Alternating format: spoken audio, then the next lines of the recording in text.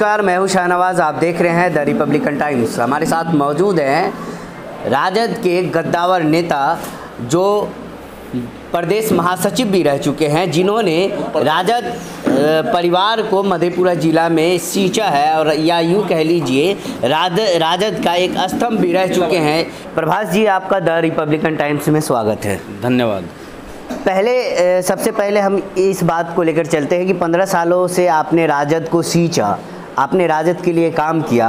क्या कमी रह गई थी कि आपको राजद ने टिकट नहीं, उम्मीदवार नहीं बनाया बिहारीगंज का, और क्या कारण है जो आपने राजद को छोड़ जन अधिकार पार्टी का दामन थामा है?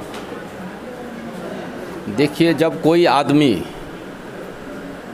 घर बदलता है, देश बदलता है, राज्य बदलता है, अपना इलाका बदलता है, तो उसकी कुछ न कुछ मजबूरी हुआ करती है। बिना मजबूरी के लोग यहाँ से कमाने दिल्ली बम्बई नहीं जाते हैं। राष्ट्रीय जनता दल की जो विचारधारा थी, जिससे प्रभावित होकर के डॉक्टर लोहिया, जेपी कर्पूरी, चौधरी चरण सिंह की जो विचारधारा थी, उस विचारधारा को इन लोगों ने सबसे पहले अपने अपने निजी स्वार्थ में टुकड़ों में बांटा। और आज राष्ट्रीय जनता दल हो के नेता लालू प्रसाद जी हों, शरद यादव जी हों, जो अपने आप को समाजवादी नेता कहते थे, वो परिवारवाद के खिलाफ में, कांग्रेस के खिलाफ में देश में सत्ता में आए, प्रदेशों में सत्ता में आए। लेकिन आज वो अपने परिवारवाद में अपने परिवार को स्थापित करने के लिए सारे मूल्यों को भूल गए। और उनके जो बच्चे हैं, जो उनकी विरासत को संभालने वाले हैं, उनको ज़मीनी हकीकत मालूम नहीं है। उनके साथ जो लोग लगे हुए हैं, वो सब निजी स्वार्थ में, अपने स्वार्थ में। और मुझे लगता है कि इन लोगों का भाजपा से कहीं न कहीं टाई अप है, कोई डील है कि लालू प्रसाद जी के विचारधारा को, या जो विचारधारा को लालू प्रसाद जी आगे लेके चले, उनके जो बेटे हैं तेजस्वी यादव जी, जिनको बिहार का मुख्यमंत्री बनाना वो चाहते हैं। जनता चाहती है, नहीं चाहती है मैं नहीं कहूँगा। वो 2020 का चुनाव जो है, अभी वो तय करेगा कि मुख्यमंत्री जनता बनाना किसे चाहती है। लेकिन अपने अपने बेटों को, बेटी को ये सब समाजवादी नेता चाहते हैं कि राजतंत्र की तरह स्थापित करें। मैं उससे दुखी हूँ। जो बीते दिनों निर्णय हुआ, खास करके सीट के बंटवारे को लेकर, टिकट को लेकर, और आपको मालूम होना चाहिए कि कोसी में 13 विधानसभा है। 13 में 2 को छोड़ करके 11 जो पार्टी के अंदर नहीं थे, कब पार्टी के विरोध में सारा काम किया करते थे, वैसे लोगों को टिकट दिया गया है। और कहते हैं कि सत्ता जरूरी है परिवर्तन के लिए। सत्ता जरूरी है, लेकिन आपके बेटे को बनना जरूरी नहीं है। आप वो जिम्मेवारी किसी और को दे सकते हैं, अगर वो जो काबिल है। अब काबिल लोगों को दरकिनार किया जा रहा है। मेरे जैसे पढ़े लिखे लोगों को साइडलाइन किया जा रहा है। उस बात से दुखी हूँ। अंत में मुझे लगा, मैं तो राजनीति से को छोड़ने वाला था, मैं दिल्ली चला गया था। मैं कहा रहा था सब लोगों को कि नहीं, अब मैं राजनीति में जो गंदगी घुस गई है, जो परिवारवाद घुस गया है, उसको हम अब लगता है सहन नहीं कर पाएंगे। और ये दरबारी कहते थे कि सामंतवाद के खिलाफ में आए हैं हम, सामंतवाद, लेकिन सबसे बड़ा सामंती ये लोग बन गए जो गरीब के घर से आए। मेरे जैसा व्यक्ति जो अपने मेहनत से, लगन से पढ़ाई किया, धन उपार्जन किया, मैंने अपने जीवन की कमाई को राष्ट्रीय जनता दल के लिए लगाया। ये पूरे कोसी और बिहार की जनता, खासकर बिहारीगंज और मधेपुरा की जनता बखूबी जानती है।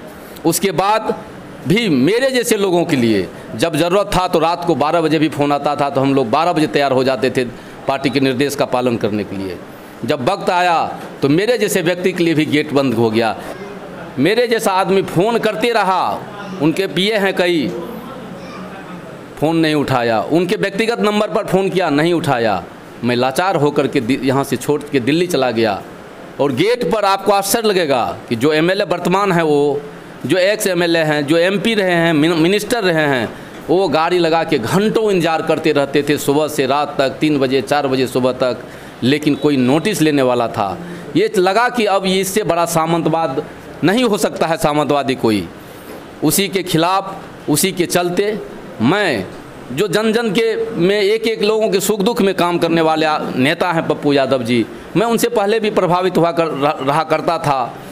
और उनका कार्यकलाप देख करके हम लोग चर्चा करते थे कि नेता में क्या गुण होना चाहिए, जिसके दरवाजे खुले रहते हैं, जो कहीं भी दुख सुख में पहुंचते हैं, आप लोगों को भी मालूम होगा।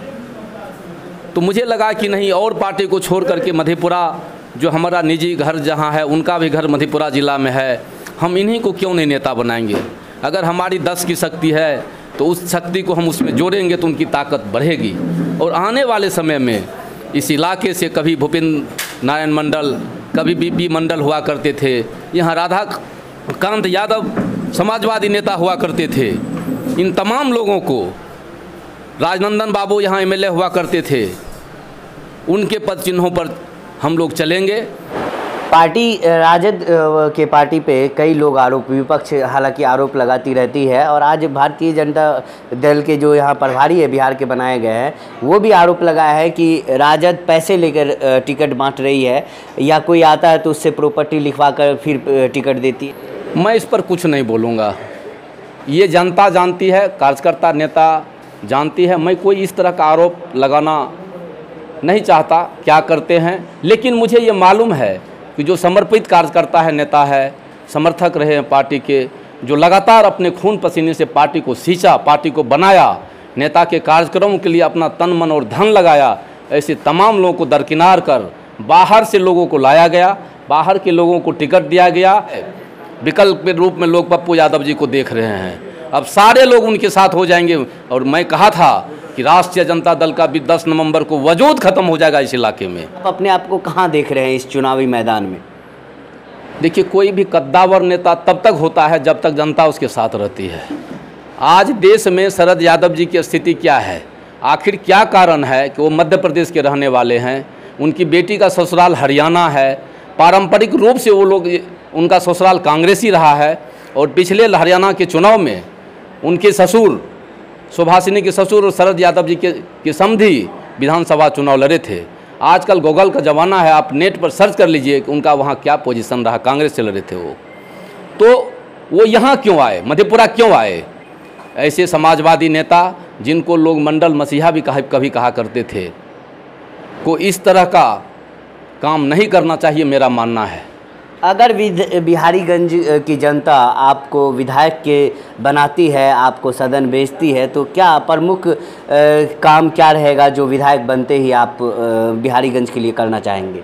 देखिए, मेरा मेन, सबसे पहले हम समाज निर्माण करेंगे, उसके बाद लोगों का शैक्षणिक विकास। अभी भी यहाँ कई बस्तियों में आपको मिल जाएंगे जो बच्चे स्कूल नहीं जाते हैं। स्कूल को मिड डे मील, टीचर को लगता है हम किचन मास्टर बना दिया है, और हम चाहते हैं कि स्कूल में जो पढ़ाई होती है वह सुदृढ़ हो, बच्चों को पढ़ाई मिले, गरीबों के बच्चे पढ़ कर के आगे बढ़े। हम लोग भी साधारण परिवार से थे, लेकिन पढ़ाई करके, मेहनत करके हम लोग आगे बढ़े। उस तरह से यहाँ के लोग पर शैक्षणिक विकास भी हो, उसका आर्थिक विकास भी हो, और मानसिक रूप से भी चाहते हैं कि विकसित हो लोग। और समाज में जो कटुता फैली है, जो इन नेताओं ने लगाया है, कटुता फैलाया है, उस कटुता को भी दूर करेंगे।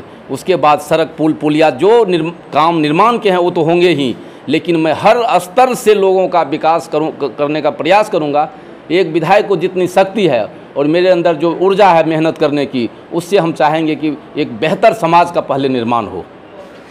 ये थे हमारे साथ इंजीनियर प्रभास जी, जो बिहारीगंज विधानसभा की चुनावी मैदान में है।